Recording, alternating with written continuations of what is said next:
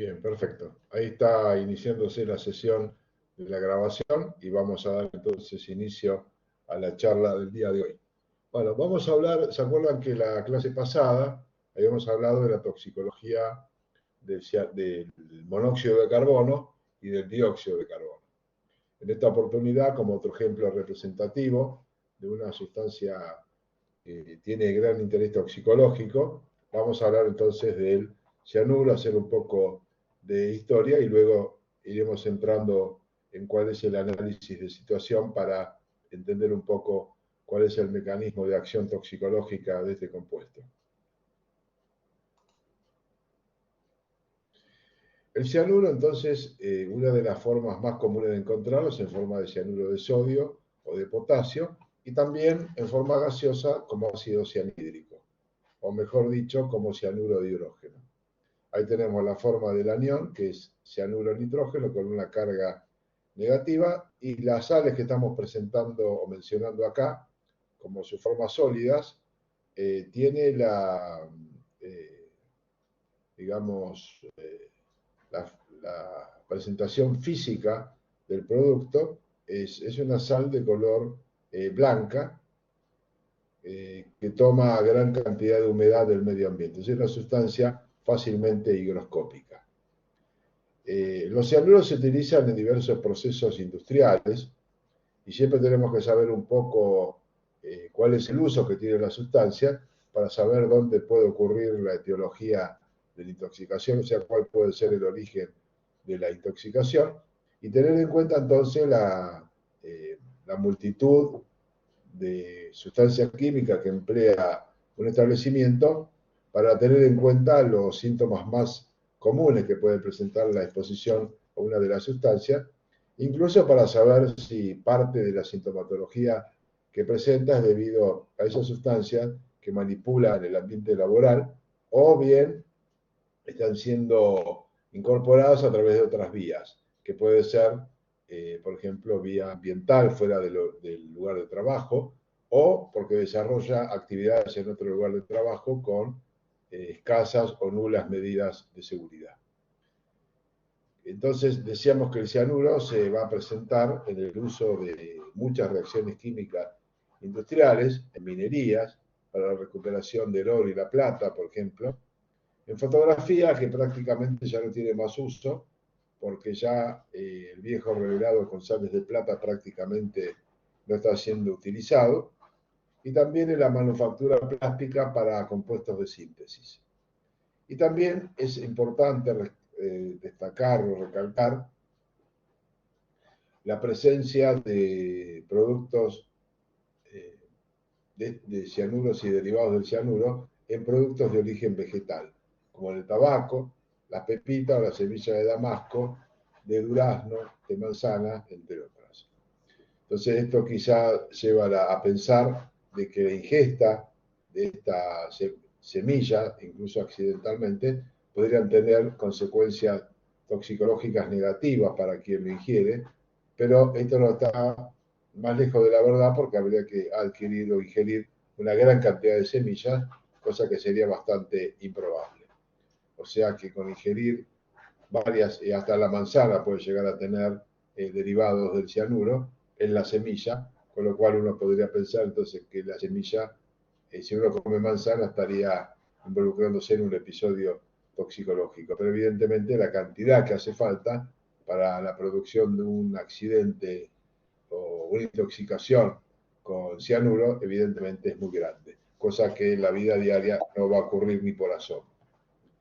Quiere decir exactamente que la dosis, la cantidad por kilo de peso, va a ser totalmente insignificante para producir un evento toxicológico.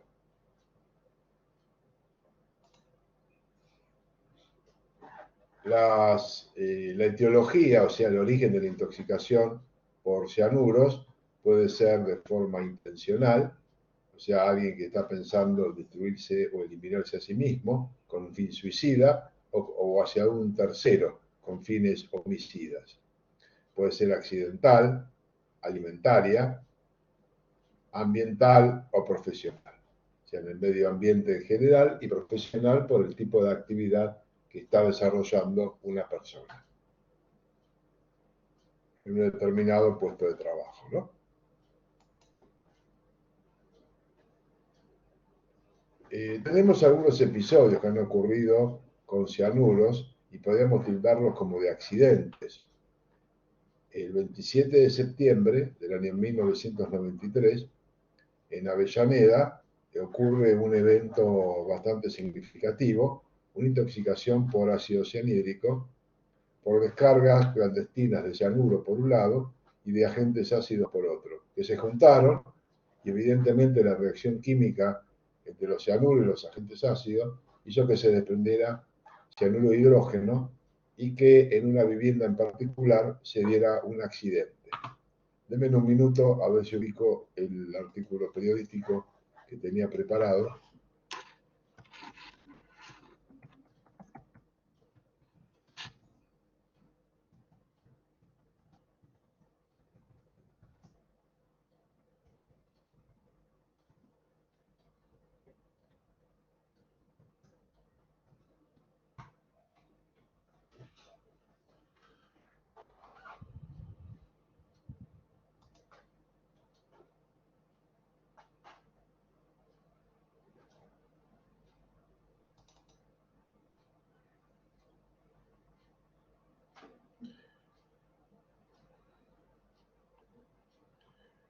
Les voy a hacer algún comentario entonces del artículo periodístico aparecido en el diario Infobae oportunamente, donde dice que, recuerda entonces que el accidente, como les comenté recién, fue el 27 de septiembre del año 1993, y ese día, el 27 de septiembre, se conmemora el Día de la Conciencia Ambiental, el Día Nacional de la Conciencia Ambiental, en honor a 7 víctimas que fallecieron en 1993.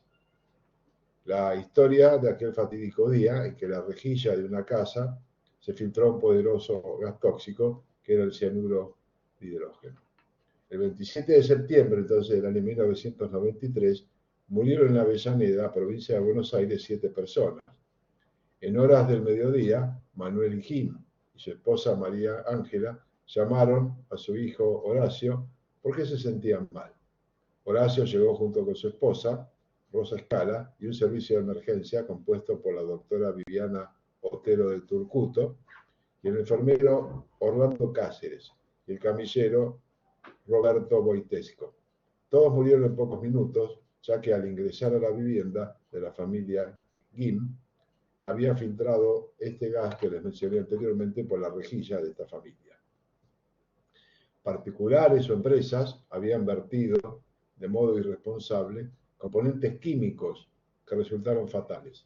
Ácido sulfúrico, sales de cianuro, se combinaron para formar esa sustancia química, el cianuro de hidrógeno, que se filtró hacia la rejilla de la vivienda de esta familia. El gas cianhídrico, también es conocido como cianuro de hidrógeno, es un veneno muy potente y fue responsable de esta masacre que ocurrió en Avellaneda. Un transportista y el dueño del depósito, donde se arrojaron ácido, fueron procesados por el juez Guillermo Roberts de Loma de Zamora por contaminación seguida de muerte. Los empresarios fueron procesados por contaminación, por verter cianuros en la cañería, y era la primera vez que se aplicaba la ley 24.051 de residuos peligrosos, y nunca estas denuncias prosperó entre sobreseimientos y causas prescriptas. 2 años después, la Cámara de Diputados y Senadores de la Nación promulgaron la ley 24.605, que declaraba el 27 de septiembre como Día Nacional de la Conciencia Ambiental en honor a la tragedia ocurrida en Avellaneda. La medida exhorta a los establecimientos primarios y secundarios a recordar los derechos y los deberes constitucionales relacionados con el medio ambiente. La efeméride, entonces, para recordar y reflexionar esta cuestión del cuidado del medio ambiente y la mejor manera de honrar a las víctimas que inspiraron la creación de ese Día Nacional de la Conciencia Nacional, de la Conciencia Ambiental, perdón. Entonces, evidentemente, un hecho muy significativo, Ahí tenemos algunas fotografías donde muestran entonces el traslado de las víctimas fatales luego del desenlace. El camillero creo que sobrevivió o tuvo una sobrevida de 10 días, a lo cual luego de ello fallece. Deberíamos agregar también el caso de Cromañón, en diciembre del año 2004, donde también fallecen más de 190 personas por intoxicación con monóxido de carbono y ácido cianhídrico. En el año 1984, en Bhopal, en la India, el peor envenenamiento de la historia, se liberan 25.000 kilos de isocianato de metilo, que reaccionan aparentemente con agua y otros compuestos para liberar ácido cianhídrico y fósforo. Produce una nube donde a la llegada nocturna de varios trenes y partidas de otros tantos, con miles de personas que iban y venían, la caída por la presencia de esta nube y el efecto tóxico sobre las personas que caían sin razón aparente muertas, genera también estampidas humanas. Y hay cerca, entre estampida y compuestos químicos liberados en ese ambiente, más de 2.000 personas fallecidas y más de 200.000 afectados en un solo día. Evidentemente, una consecuencia bastante significativa. Les recomiendo mirar un video de National Geographic que está referido a este evento, que está en 4 videos de 1 hora en total de duración y que resume entre hechos verídicos y hechos teatralizados para dar origen entonces al desarrollo del programa, la explicación de lo que ocurrió en este evento de Bhopal en la India, que quedó reflejado también no solo como un hecho real, sino que también en la historia a través de la publicación de la revista Times. El video que les estaba comentando de National Geographic es muy interesante y debe tenerse en cuenta las repercusiones que esto han tenido, porque incluso los responsables, los gerentes, salen inmediatamente del país, que eran de origen americano, y luego de varios años de juicio se obliga a pagar una indemnización con valores sumamente ridículos como consecuencia entonces de esa sentencia que se da en la causa, con un pago sumamente mísero de lo que era la vida humana por el valor que se paga. Les recomiendo entonces que traten de verlo, porque realmente es bastante interesante y que sumaría como acto reflectivo frente a lo que es este hecho que ocurrió en Bhopal en 1984. Bueno, acá tenemos entonces varias fotografías. La que tenemos acá, un niño que está entre las víctimas de ese día trágico, la nube que avanzaba sobre la ciudad, la gran cantidad de fallecidos que empiezan a sucumbir en la vía pública y que luego son debidamente aislados para luego proceder a su sepultura. Y esto, última foto de abajo, es la planta tal cual está hoy día totalmente abandonada. El uso de ese isocianato de metilo era para hacer una síntesis de un plaguicida que se desarrollaba en la India por su bajo costo.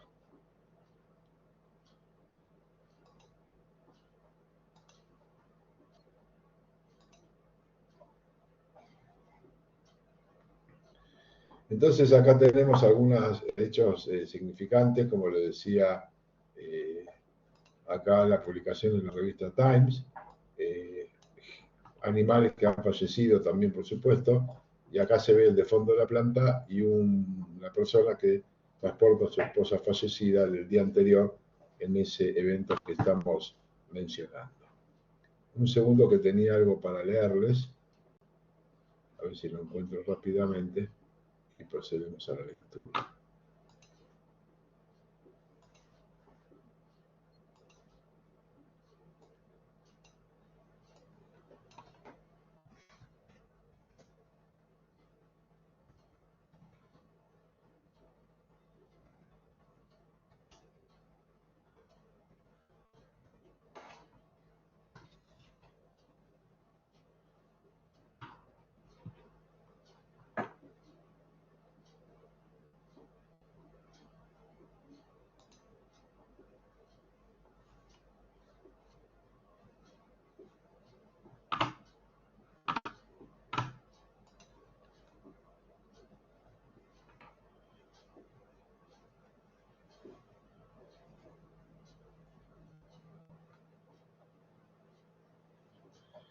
Les voy a leer un poquito entonces lo publicado oportunamente en el diario El País, eh,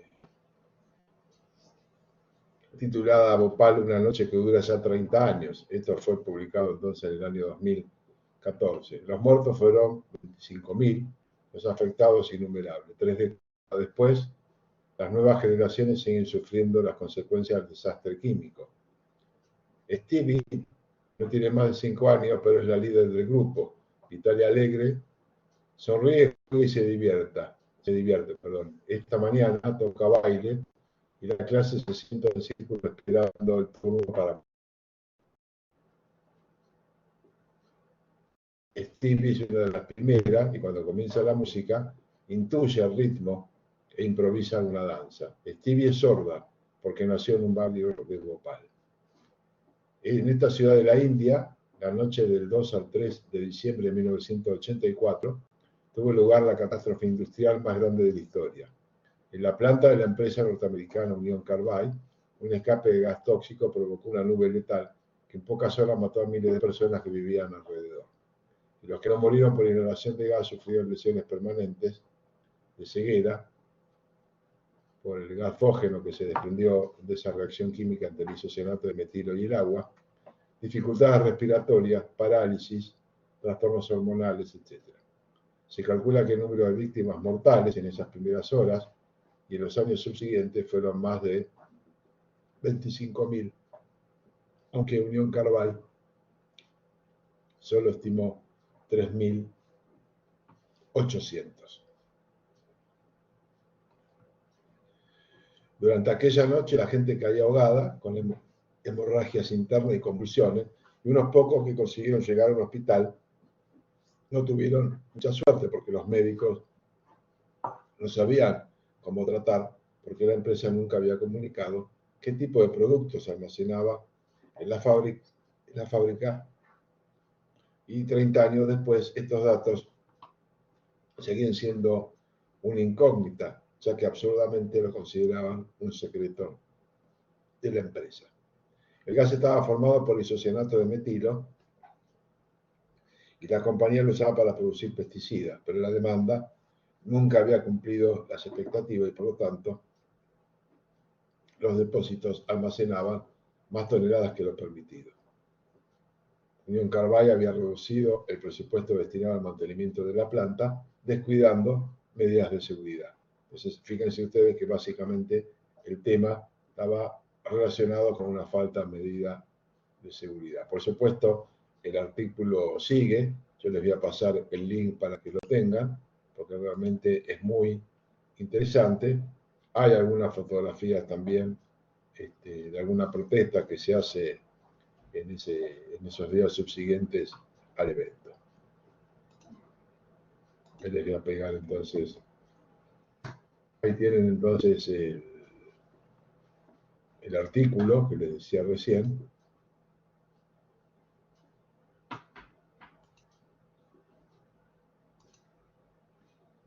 Denme un segundo que les quiero mostrar otra cosa. Y les voy a pegar el link del artículo del diario Infobae sobre la cuestión que decía que era las víctimas fatales del día que se conmemora el Día de la Conciencia Ambiental por el accidente que ocurre en Avellaneda, provincia de Buenos Aires, en Argentina.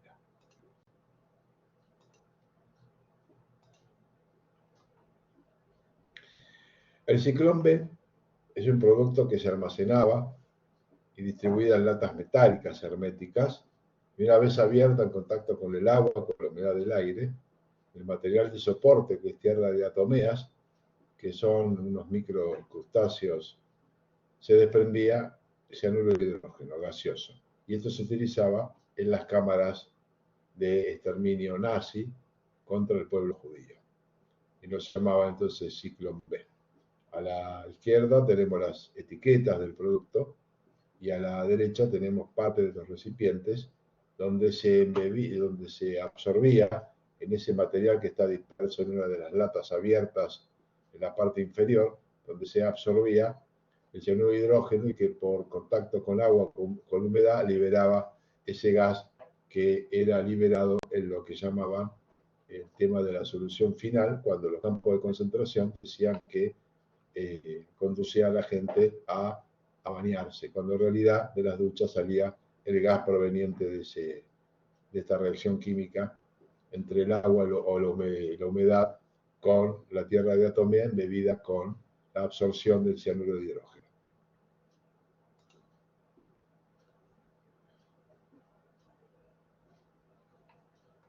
Denme un segundo porque tenía un video que de acá no lo puedo disparar, ya estoy con ustedes.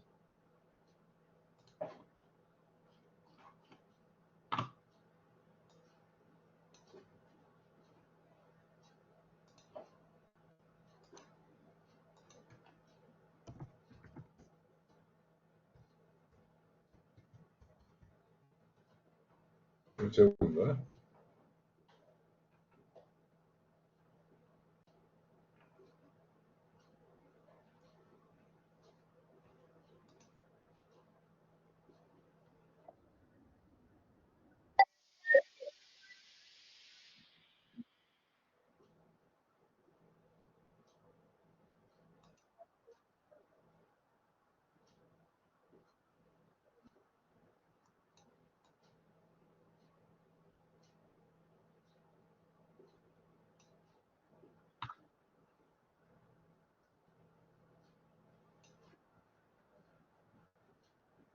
Un segundito, ¿eh?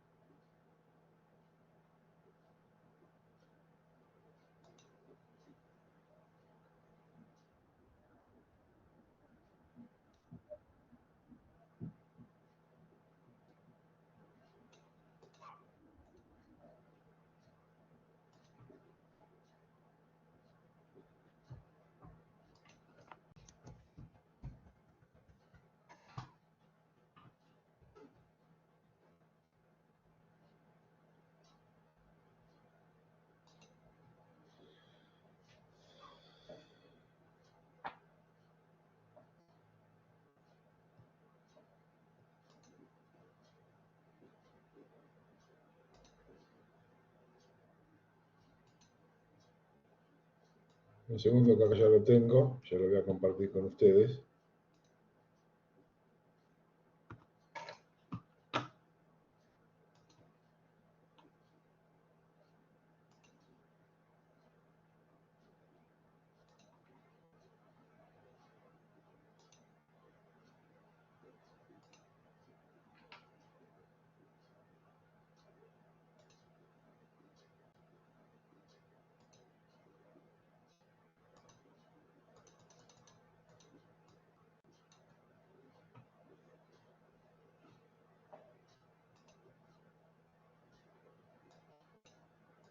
Lo que se ha hecho no se puede deshacer, pero se puede evitar que ocurra de nuevo.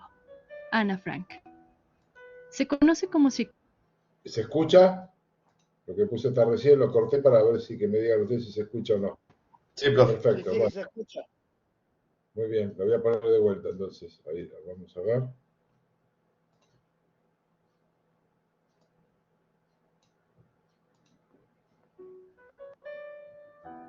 Lo que se ha hecho no se puede deshacer, pero se puede evitar que ocurra de nuevo. Ana Frank. Se conoce como ciclón B a la marca registrada de un gas venenoso utilizado en un principio como pesticida, que interfiere en la respiración celular, elaborado a base de cianuro de hidrógeno. Su empleo es muy sencillo. Se almacena en latas metálicas totalmente herméticas, que cuando son abiertas y al contacto con el agua y la humedad atmosférica, provoca que se desprenda el cianuro de hidrógeno gaseoso. Es conocido históricamente por su empleo en las cámaras de gas, un gas letal ideado por los nazis para acabar con la vida de millones de presos en los campos de concentración. Asociamos su empleo a los campos de concentración alemanes durante la Segunda Guerra Mundial, pero existen evidencias de su uso anterior. Fue en California a finales de los 80 en el siglo XIX.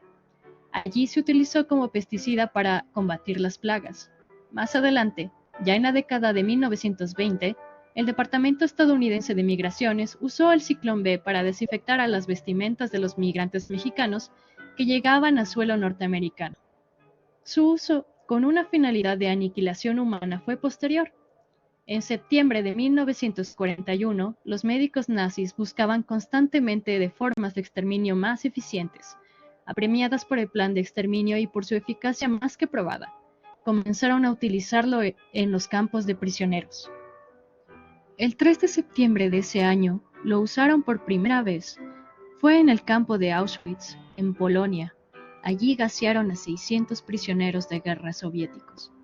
Desgraciadamente, a partir de ese momento, no pararon de utilizarlo hasta que finalizó la contienda. Millones de prisioneros fueron asesinados en las cámaras de gas con el Ciclón B, como parte de la solución final. El macabro plan con el que los nazis llevaron al genocidio sistemático de la población judía, así como de romaníes, homosexuales y opositores al régimen del Partido Nacional Socialista Alemán. Se sabe que tan solo son necesarios 4 gramos para causar la muerte de un ser humano, lo cual significa que con 1 tonelada se podría exterminar a unas 250.000 personas. La inhalación del Ciclón B, al ser más ligero que el aire, penetra en los pulmones y desde allí se expande al resto del organismo, afectando fundamentalmente a 2 órganos, cerebro y corazón, provocando dolor extremo, convulsiones y finalmente parada cardiorrespiratoria. Todo ello en cuestión de escasos segundos, en la mayoría de las personas expuestas. La altura de la persona era un factor clave a la hora de morir afectado por el Ciclón B, y es que, al ser más ligero que el aire, se acumulaba en la parte superior de las cámaras de gas, acabando primero con los adultos. Por el contrario, los niños fallecían minutos después, con mayor sufrimiento y tras haber visto en primera persona la muerte de sus seres queridos. Para muchas almas, fue un viaje sin retorno. Cuando los reos llegaban a Auschwitz, eran separados en 2 grupos, aquellos que podían trabajar, mujeres y hombres fuertes, y niños, ancianos y enfermos. Los segundos eran llevados directamente a las cámaras de gas. Sin embargo, y para no alarmarles, normalmente se les aconsejaba que dejasen sus pertenencias en el tren, afirmando que regresarían al mismo tras una ducha. A algunos incluso se les entregaba postales para que enviasen a sus seres queridos afirmando que estaban pasando unas agradables vacaciones. Se calcula que en el total de las deportaciones se gaseaba a más de 12.000 judíos diariamente en Auschwitz. Desgraciadamente, esta medida no fue exclusiva del campo polaco. También se empleó en Mauthausen, Sachsenhausen y Ravensbrück, a pesar de que no fueron concebidos en sus inicios como campos de exterminio.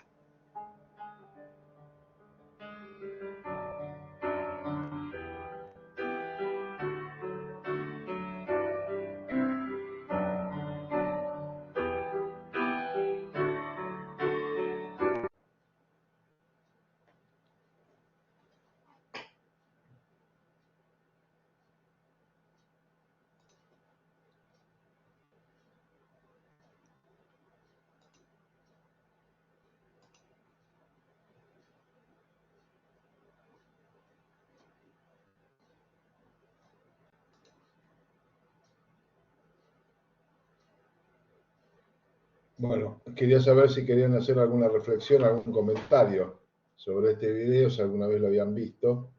Video corto, pero creo que bastante gráfico sobre el uso de esta sustancia en los campos de concentración. Quedo atento si hay algún comentario que quieran hacer.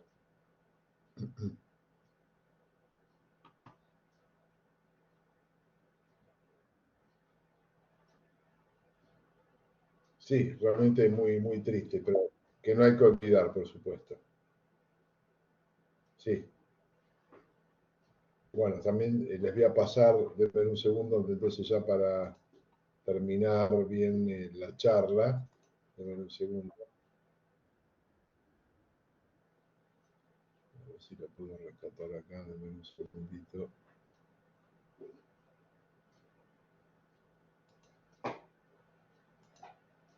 Estoy buscando para darles el link, así ya lo dejo liberado para que ustedes tengan el material completo.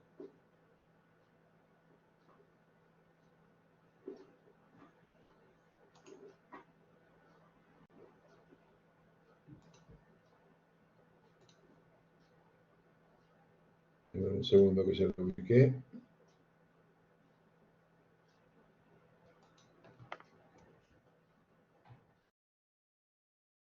El link para que lo tengan. Sí, era lamentablemente sí, un método inteligente para el fin que estaba deseando desgraciadamente esta gente, ¿no? Los nazis en ese momento. Bien, vamos a seguir entonces. Ahí les pasé entonces, ya tienen el link del artículo que les pasé primero del diario El País con el tema de Bhopal, el segundo que está relacionado con el diario Infobae para el cianuro en Avellaneda, y el último link de YouTube para el video este que les mencioné, que les mostré recién, que estábamos pasando.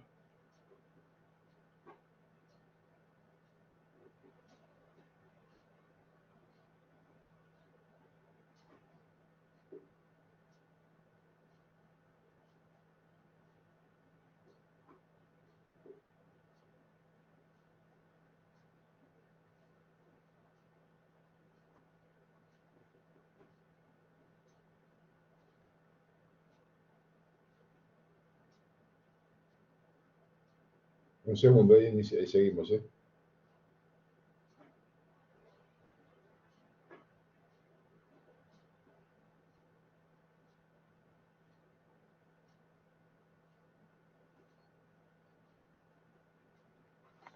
Bueno, vamos a seguir entonces. ¿Queda claro el tema de los links que les acabo de pasar entonces?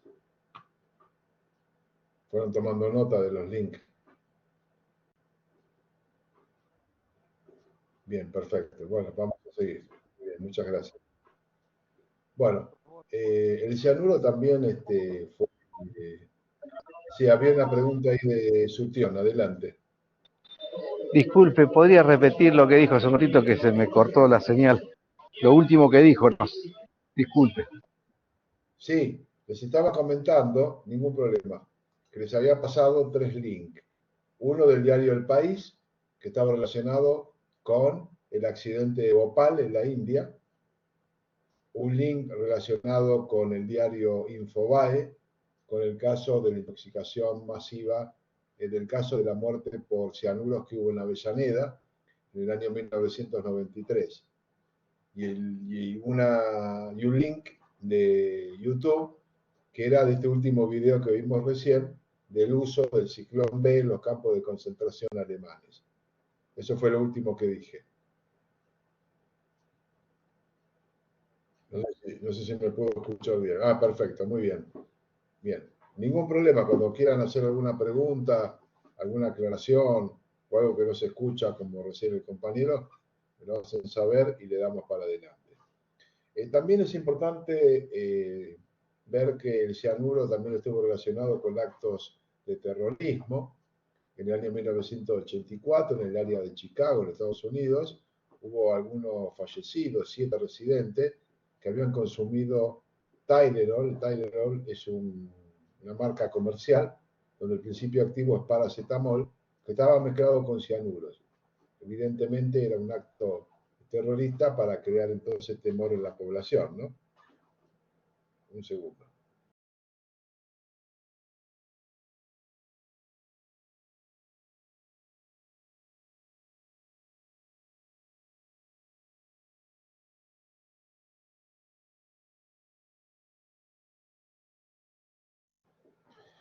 También hubo precursores del ácido cianhídrico, o sea, del cianuro de hidrógeno gaseoso, encontrados en los baños de subte en Tokio. Habían encontrado precursores, por un lado, sales de cianuro y ácidos por separado, con la intención de mezclarlos y que en un ambiente cerrado, como es en el subte, se liberara ácido cianhídrico. Luego de que se había atacado con éxito con un gas que era a base de sarín, que es un plaguicida muy potente. Y también es conocido el uso en el suicidio en masa en el año 1978 en las Guyanas británicas, en la ciudad de Johnstown. También de este tengo un pequeño video, vamos a ver si lo puedo encontrar rápidamente, lo que tengo guardado, para compartírselos. Un segundito.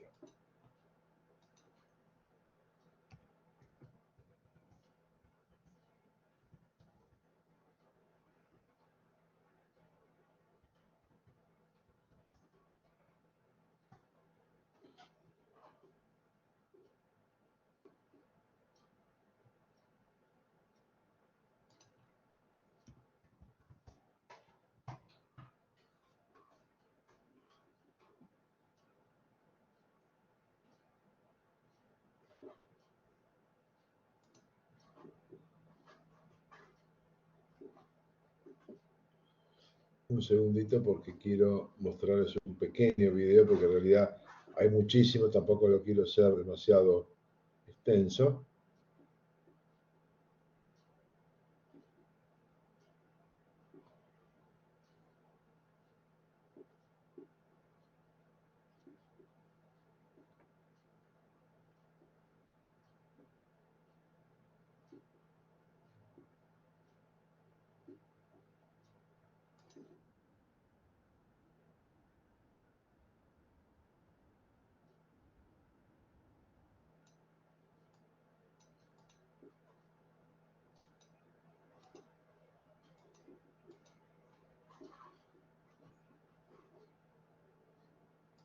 Acá creo que lo encontré.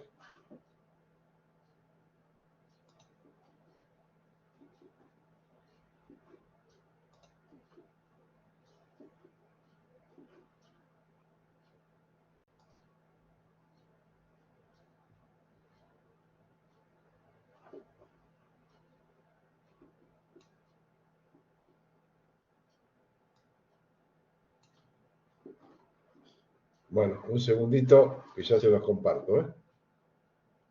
Y después les paso el link. Es un video de pocos minutos.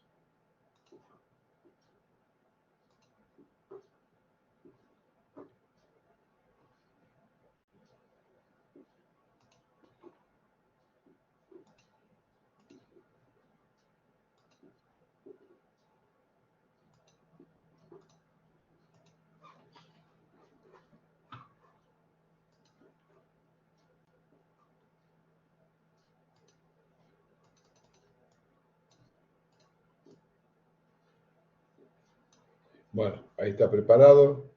Ahí ya lo activo y se los comparto.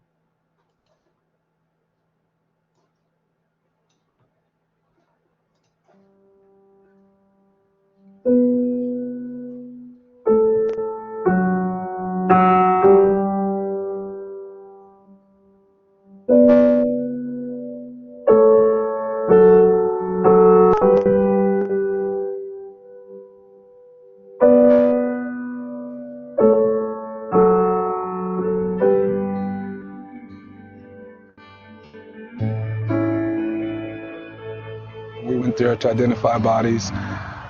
We got there, and first thing we did was look to make sure Jim Jones was dead, and he was. After a while, it was just no need to keep on going. Everybody was dead.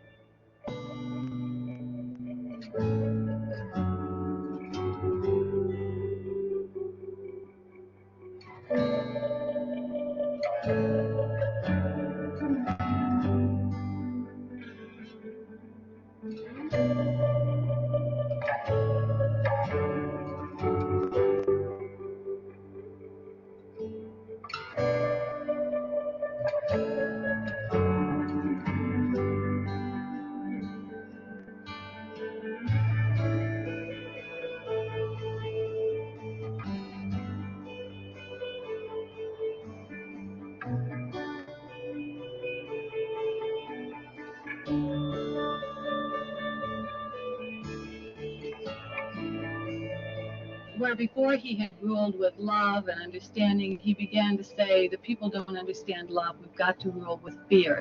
These people only understand fear.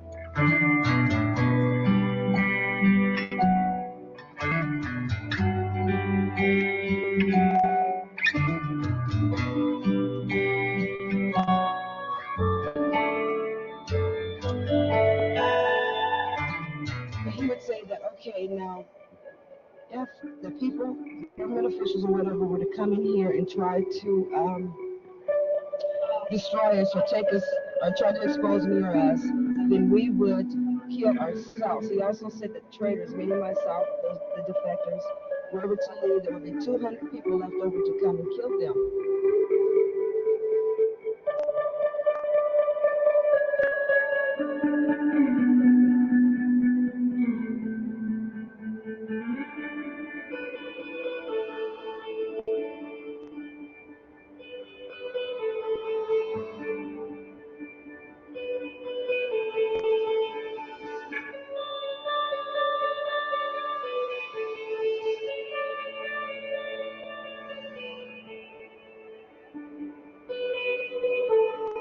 And then we heard some more talk about the beauty of dying on the loudspeaker. It was getting very, very faint. We were moving away from it.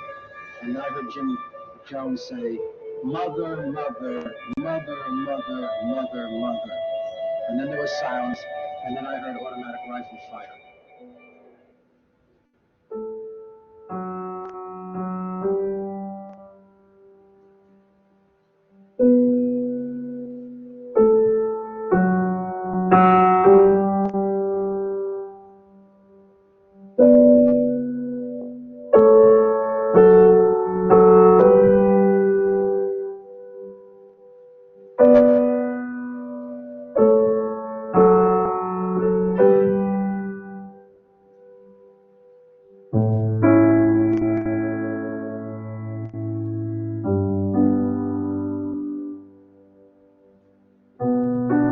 They speak about closure. There's never closure on that. You never forget. You never forget. You remember your loved ones at some point, if it's only for a second, every day of your life.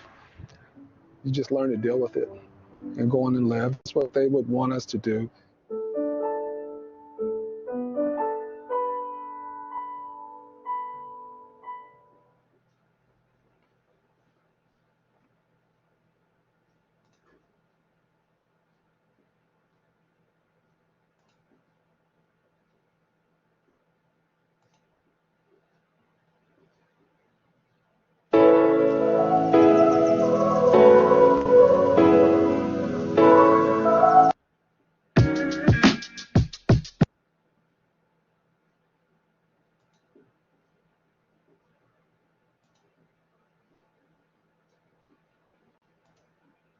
Bien, habíamos dejado acá. Entonces les comentaba este suicidio en masa, donde el agente causal, más allá de los pensamientos irracionales de este pastor Jim Jones, era el uso del cianuro.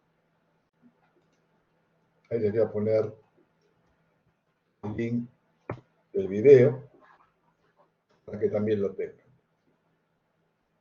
Por supuesto, van a encontrar muchísimos videos relacionados con este caso que acabo de presentarles, pero he tratado, por razón de espacio, tratar de ejemplificarlo con uno de los videos más cortos. Hay videos mucho más largos, con algún par más de minutos de extensión, quizá 18 minutos, media hora, con mayores detalles y precisiones. Que cualquier cosa ustedes lo pueden descargar. Sí, realmente un caso tremendo, porque también, fíjense que cuando el congresista vino a ver lo que pasaba, evidentemente también a este hombre lo mataron y luego intervino, llegó la CIA, el FBI, todo como para investigar, pero evidentemente ya era tarde la participación de esta fuerza de seguridad.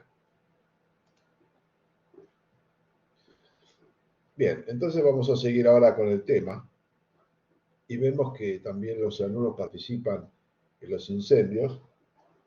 Recuerdo en el caso Cromañón, como le decía hace un rato, se libera no solo monóxido de carbono, sino también derivados del cianuro, en general hay cianuro de hidrógeno.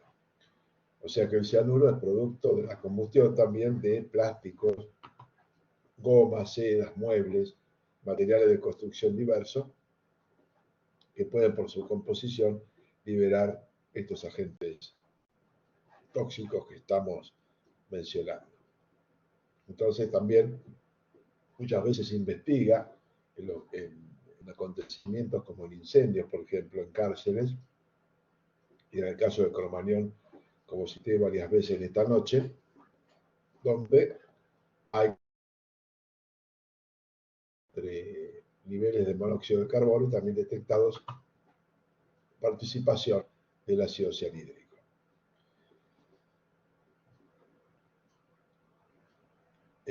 También es importante en el caso de las cárceles, que muchas veces tienen que tener por normativa colchones que no sean combustibles, o sea, que no sean ignífugos, perdón, y en realidad tienen poliuretano y al arder liberan derivados del ácido cianhídrico.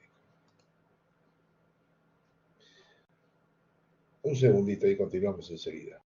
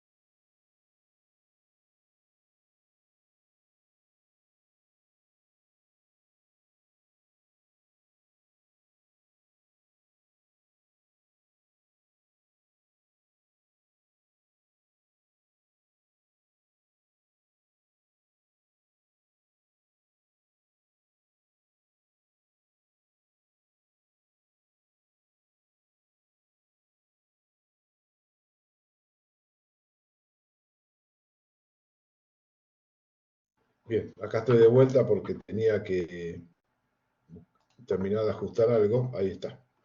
Bueno, tenemos el caso también del cianuro con el caso Rasputín.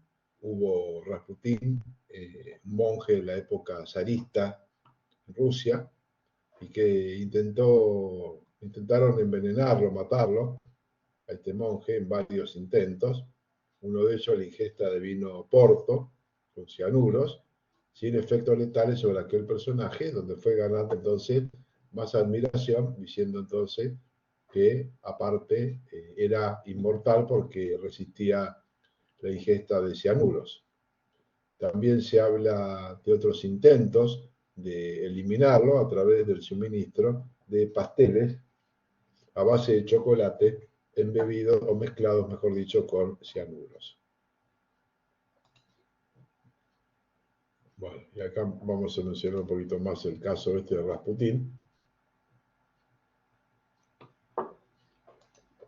Entonces algunos dan la explicación de que si este compuesto que estoy señalando acá abajo representa, por ejemplo, el azúcar del Oporto o el azúcar de los pasteles de chocolate, con el cianuro estaría dando lugar a las cianhidrinas que va a reaccionar con agua para dar alfa hidroxiácidos. O sea, esto lo explicaba como un mecanismo probable de que el azúcar con el cianuro formaba esta cianhidrina y al hidrolizarse formaban los alfa hidroxiácidos. Entonces esto explicaría por qué Rasputín podía haber sobrevivido a los intentos de eliminación a base de mezclas de cianuros con el Oporto o con pasteles de chocolate. Y este constituiría una base para el tratamiento antidótico, dando azúcar y agua. Algo no más lejos de la realidad, porque en realidad es que el azúcar con el agua no tiene ningún efecto sobre el tratamiento como antídoto para el cianuro. Después vamos a hablar más adelante. Entonces, con Rasputín tienen que haber sucedido otras cosas, dado que si esto no es una explicación, tenemos que tener en cuenta algunas otras consideraciones. La explicación esta de la cianhidrina, podríamos decir, bueno, ¿qué factor de carbonatación podía tener la droga sólida?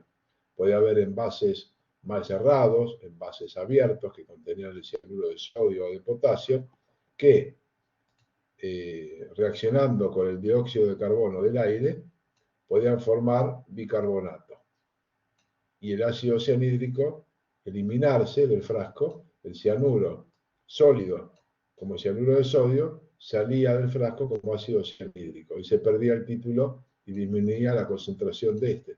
Entonces, en realidad, quizás lo único que quedaba en el frasco era bicarbonato de sodio o de potasio sin ningún efecto toxicológico. La otra cuestión que puede haber ocurrido es la cantidad agregada de cianuro, que es un dato que jamás se va a conocer y que puede entonces dar distintas apreciaciones de lo ocurrido.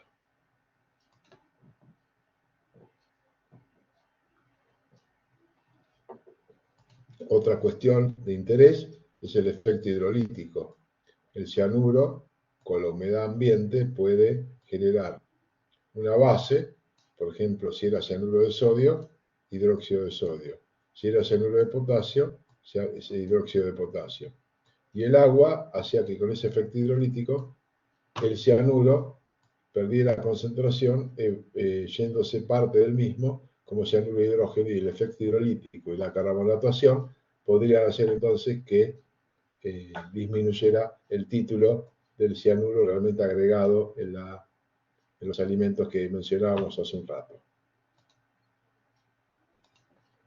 El olor, el ácido cianhídrico y los cianuros en general tienen un olor típico para algunos, para otros totalmente indetectable. Es un olor típico a almendras amargas, que no todos los sujetos pueden detectar. Y también el agregado del Oporto al Oporto del cianuro pueden alterar el color del vino, pero habría que ver qué tipo de recipiente utilizó Rasputín para beber el vino. Si era una copa de metal o un vaso metálico, en vez de un vaso con frente iluminado como se utiliza para la degustación de vino. O sea, hay un montón de factores que realmente juegan en contra de saber lo que verdaderamente pudo haber ocurrido con Rasputín para no sucumbir frente a los efectos del agregado históricamente demostrado de ácido de cianuros, ya sea al Oporto, al cual era él adepto, y el consumo de pasteles de chocolate con agregados de cianuro de sodio o de potasio. Con todas estas cuestiones que estamos hablando, ya sea de la hidrólisis, la carbonatación, la cantidad agregada, la falta de detección del olor típico al beber o al comer el pastel, y en la variación del color del vino. Y otra cuestión que quería mencionarles, no menor, es el caso en Argentina que tuvimos con Gilla Murano. Gilla Murano, una asesina que amigas de ella le prestan dinero y ante el reclamo de sus amigas de los montos que ella debía, decide envenenarlas con pasteles y masitas con agregados de ácido cianhídrico y cianuros en general, perdón. Esto puede verse reflejado quizás en un programa televisivo muy bueno, interpretado por Nacha Guevara, en Mujeres Asesinas, donde ella representa a Gilla Murano. Les voy a compartir ahora otro pequeño video para que reflexionemos.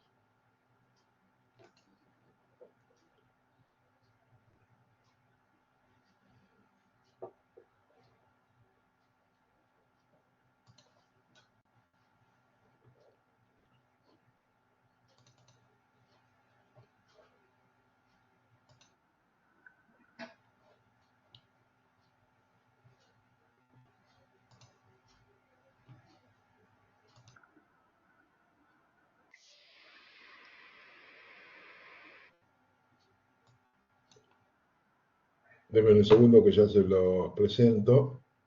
Vamos a poner acá. Y después les comparto el link.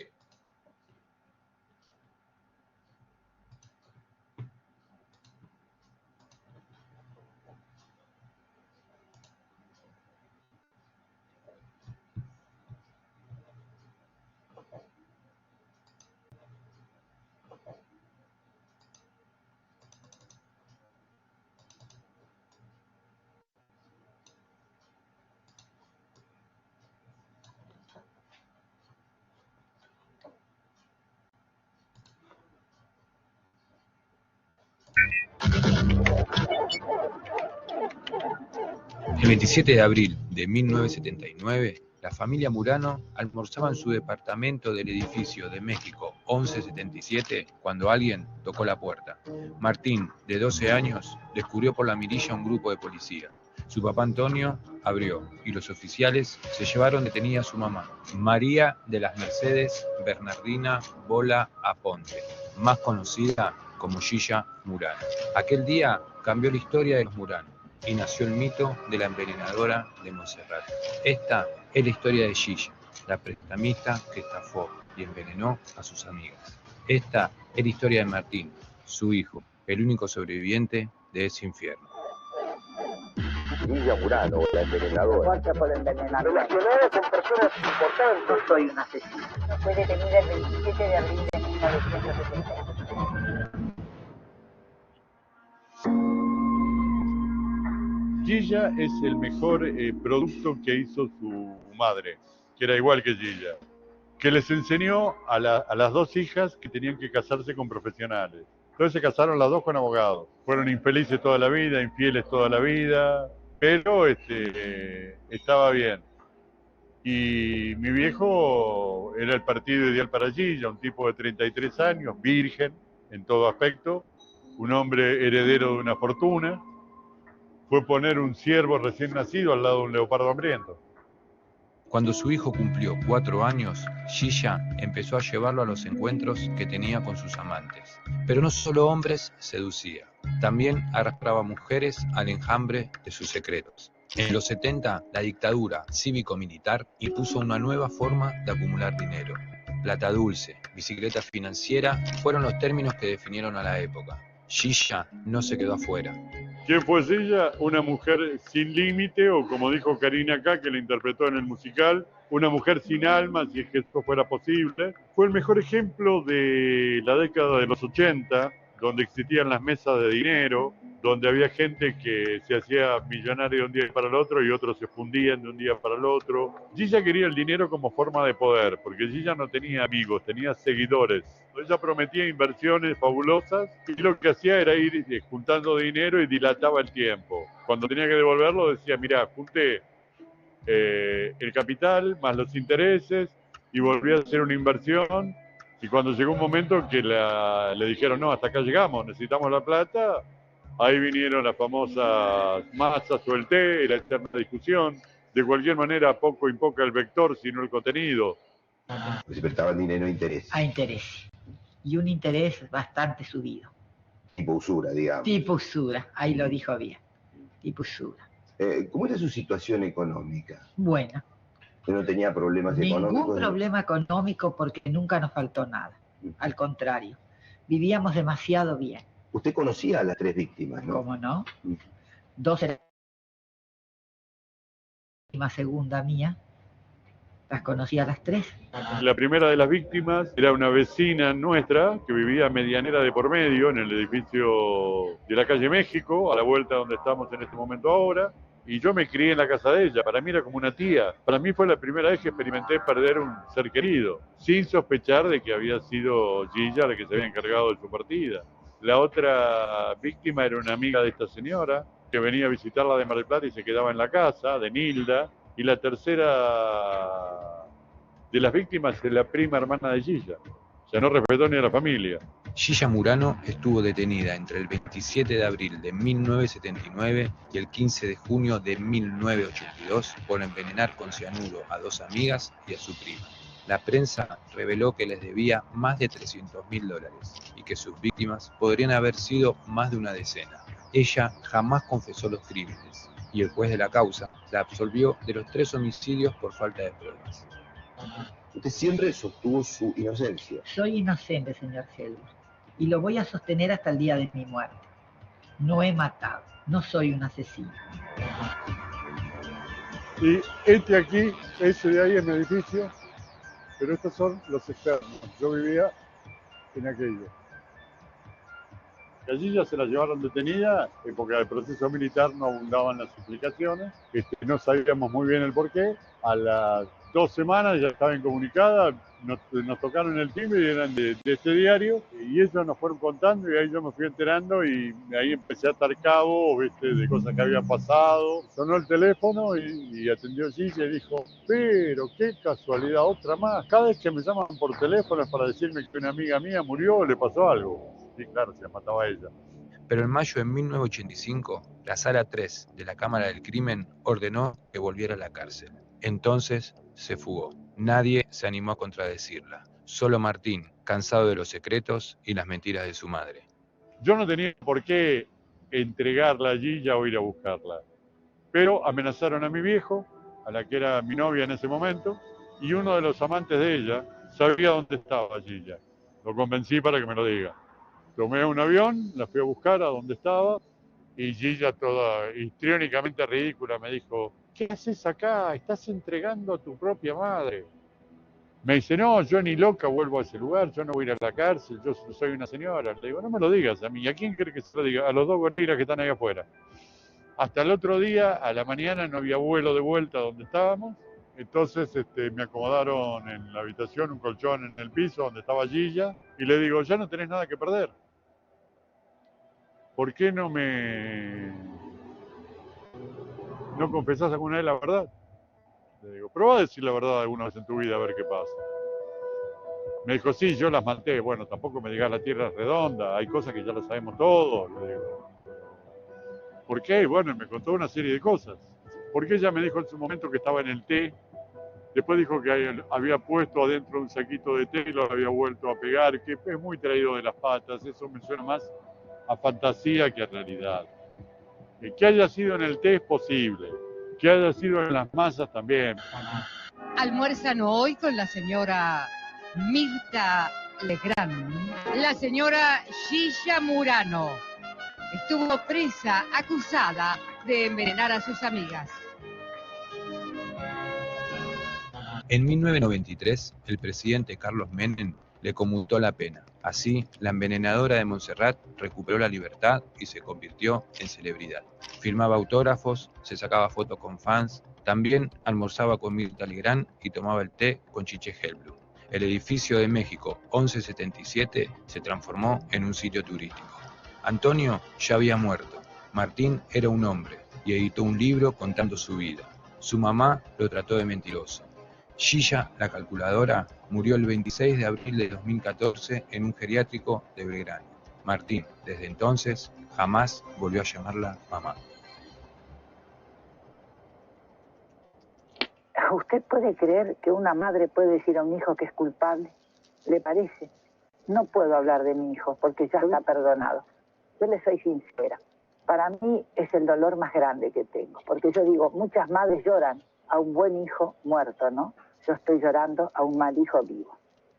Bueno, Gilla vivió toda la vida presa de su propia ambición, con la diferencia de que aparte esa ambición afectó a la gente que la rodeaba de diferentes maneras. Las más obvias fueron las muertes, pero afectó, le arruinó la vida a mi viejo, intentó arruinármela a mí, pero bueno, tuve por ahí la capacidad de discernir qué camino quería seguir. Tengo una profesión que me enorgullece, la de escribir, la de poder escribir obras de teatro. Colegas de ustedes me han preguntado si me hubiese gustado tener otra vida y la respuesta inmediata parecería ser sí, pero la vida que tuve es la que me hizo ser el que soy hoy.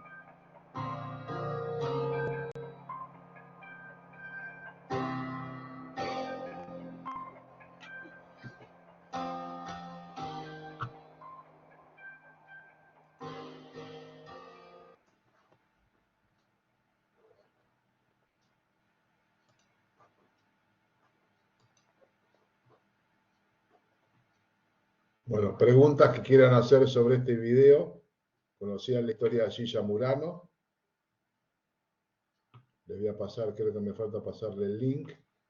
A ver. Bien, perfecto. Bueno, muy bien. Bueno, para algunos es conocido, para otros no.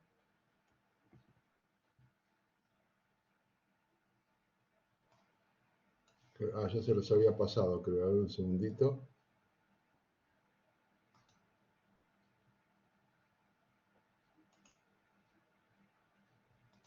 Esperen que estoy copiando la dirección de URL para pasárselas. Sí, ya se les había pasado. Se las paso de vuelta ahí para que la tengan. Entonces en esa dirección de YouTube van a poder tener el video. Y les recomiendo ya como para hacer final a lo que es la...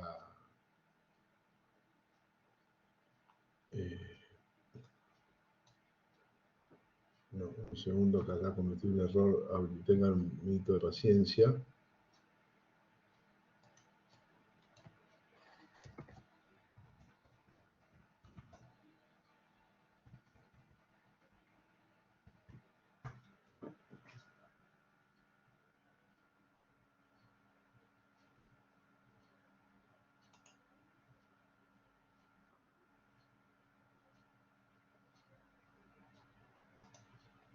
Un segundito que estoy copiando la dirección. Sí, ese último de dirección está, tienen razón.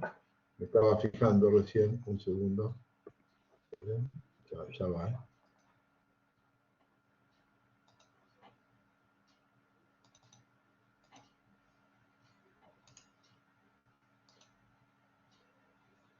Ya casi lo tengo, ya se los paso. Ahora sí, ahí está. Entonces ese video que les pasé ahí es el de Gilla Murano. Bueno, vamos a seguir entonces con la presentación del PowerPoint que teníamos.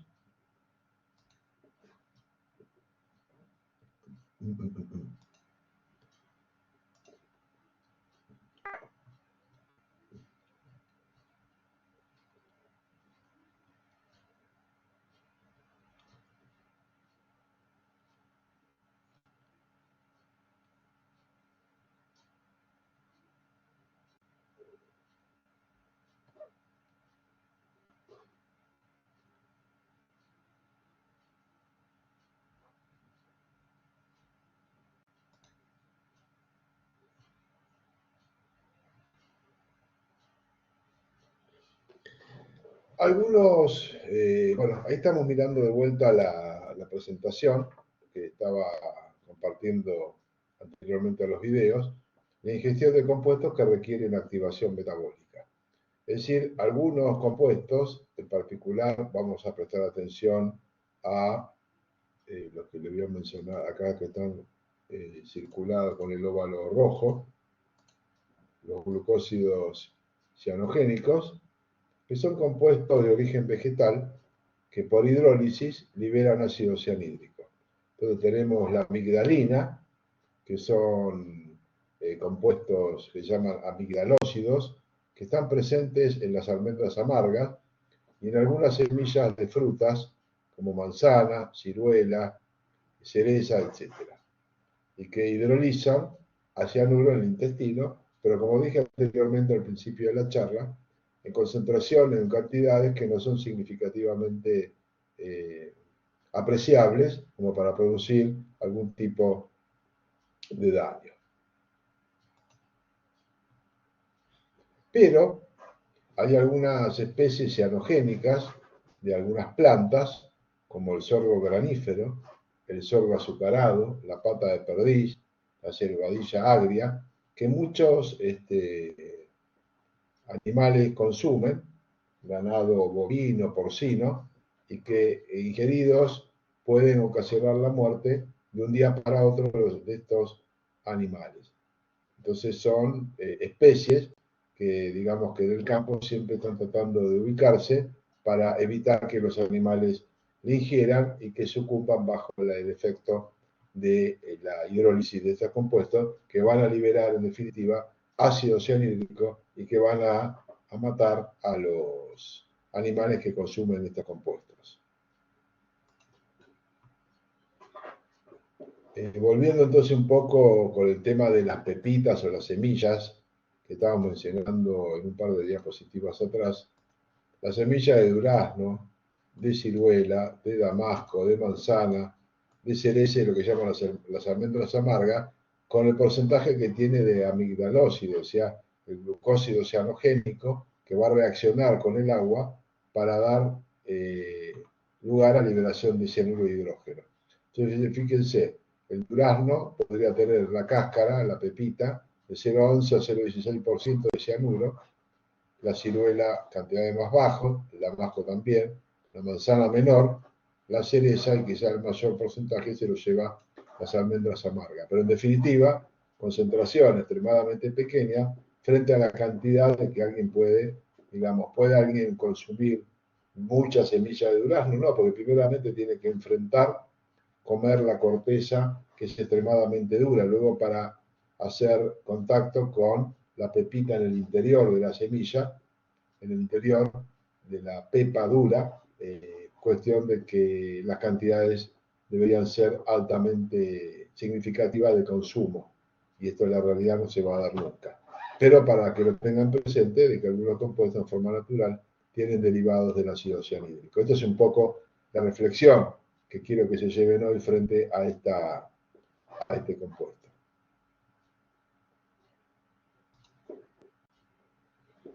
Entonces los glucósidos cianogénicos, al reaccionar con agua, van a dar lugar a la glucosa, lugar al benzaldehído y lugar a la liberación del ácido cianhídrico. Acá tienen la estructura, entonces, la fórmula molecular y los distintos compuestos que da, donde la liberación del ácido cianhídrico es quizás lo más significativo para mostrar.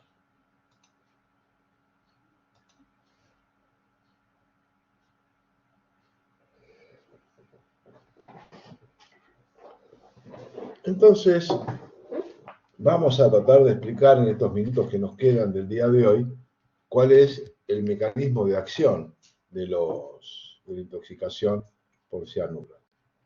Uno tiene que pensar que el cianuro penetra en el interior de las células. Cada célula va a producir, va a respirar y hay un sistema enzimático que va a utilizar el oxígeno para respirar. En la última etapa del sistema enzimático hay una enzima que se llama citocromo oxidasa. Esa enzima, citocromo oxidasa, cuando está en presencia de cianuro, se inhibe. Se inhibe ¿por qué? Porque la citocromo oxidasa tiene hierro férrico, y el hierro férrico es afín al cianuro. Entonces, se fija al cianuro, el cianuro inhibe a la citocromo oxidasa por ese hierro férrico, y cuando ingresa el oxígeno no puede ser utilizado para el acto respiratorio. Es decir, que la célula, aún ante presencia de aire, de oxígeno, la célula no puede utilizar el oxígeno y muere ahogada. Piensen ustedes entonces en ese acto de confusión de tener presente oxígeno y que no pueda utilizarse. Entonces el organismo, ¿qué hace?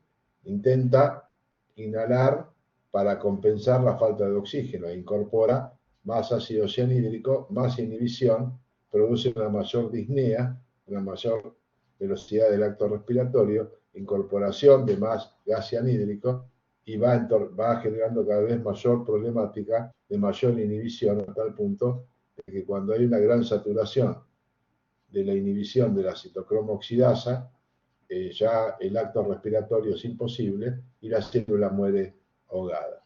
Entonces ocurre lo que se llama una hipoxia citotóxica o histotóxica, que son sinónimos.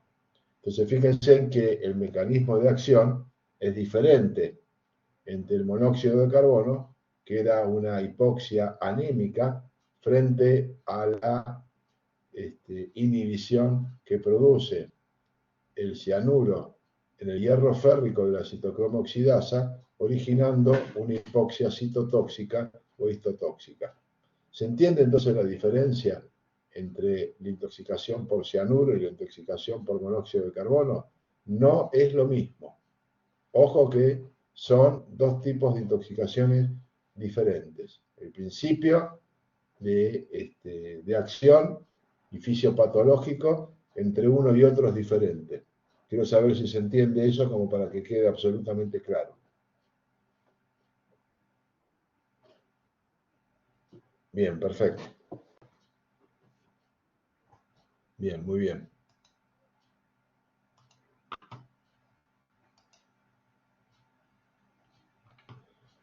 Entonces, el mecanismo de toxicidad del cianuro es que afecta a la citocromo oxidasa.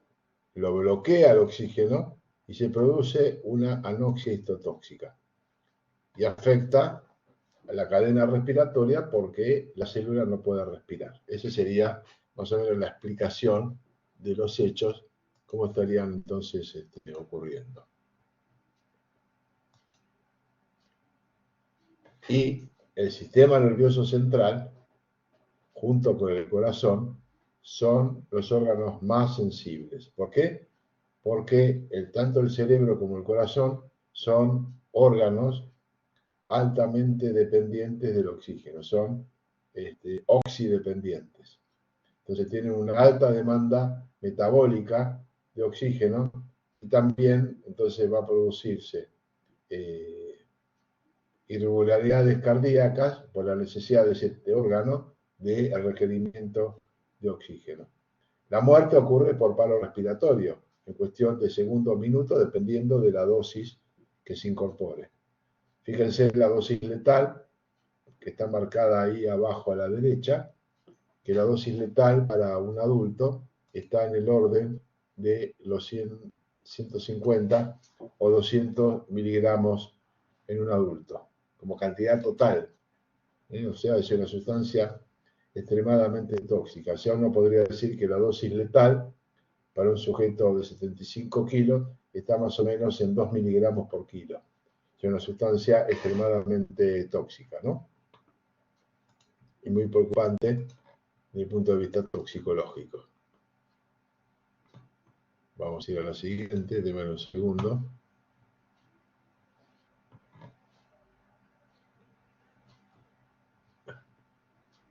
Entonces, el mecanismo del metabolismo que tenemos que considerar para ir analizando con detalle es que el cianuro, como principal ruta metabólica, y ya en la clase que viene vamos a hablar un poco de biotransformación, como un tema necesariamente importante de transmitirles en esta materia, para entender entonces cómo los compuestos químicos pueden transformarse una vez que ingresen en el organismo. El cianuro, como principal ruta metabólica, a través de una enzima que se llama rodanasa, y con una fuente de azufre externa, puede dar lugar al tiocianato. Tiocianato o sulfocianuro que se va a eliminar por orina.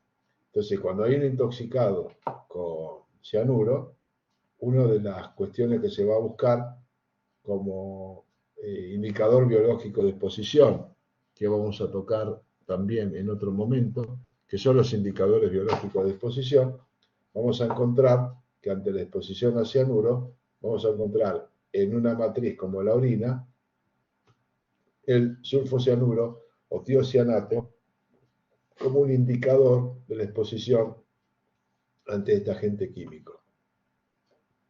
Y hay un montón de otras reacciones minoritarias, pero digamos a nosotros nos va a interesar significativamente esta marcada acá en este recuadro de color rojo.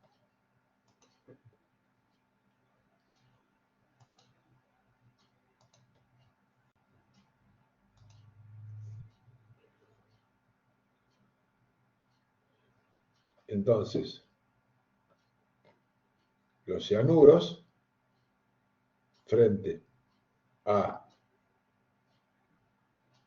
la rodanasa y el tiocianato va a dar lugar entonces a este compuesto que es el tiocianato sulfocianuro, que es totalmente inocuo y sirve como mecanismo de detoxicación. Hay que ver también la cantidad total que ingresa para analizar después más adelante en la clase que viene cuáles son los antídotos que existen. Recuerden o tengan en cuenta que cuando uno habla de antídoto, está hablando de un compuesto que va a reaccionar dentro del organismo con cantidades de sustancia que son consideradas tóxicas que aún no han interactuado con el organismo. Y tratamos de bloquearlas, de destruirlas, para que no actúen en el organismo. O sea, tratar de generar sistemas que puedan aislarlo, pueda complejarlo, pueda hacer algún otro tipo de interacción para evitar que sigan actuando. También en toxicología están descritos los antagonistas como sustancias que se oponen al efecto que genera una sustancia. Por ejemplo, si una sustancia genera taquicardia, como mecanismo de contraposición, se suministra como mecanismo de soporte una sustancia que cree una bradicardia, o sea, lo opuesto a la taquicardia, para tratar de compensar la aceleración cardíaca con un agente que lo disminuye la velocidad. O sea, son tratamientos de soporte, pero no ejerce una acción sobre el resto de la sustancia que todavía está dentro del organismo y está a la espera de seguir ejerciendo su efecto tóxico. Bueno, la clase que viene entonces vamos a continuar con este tema del cianuro. Ya les voy a avisar oportunamente qué día vamos a tener de la semana que viene, para continuar entonces y avisarles de la continuidad de este tema. Sigan desarrollando los ejercicios, yo se los voy a ir corrigiendo y le voy dando la devolución. Bueno, si no hay pregunta, entonces los estamos viendo la clase que viene. Quedo atento. Entonces, si hay alguna pregunta o algo de lo visto en el día de hoy.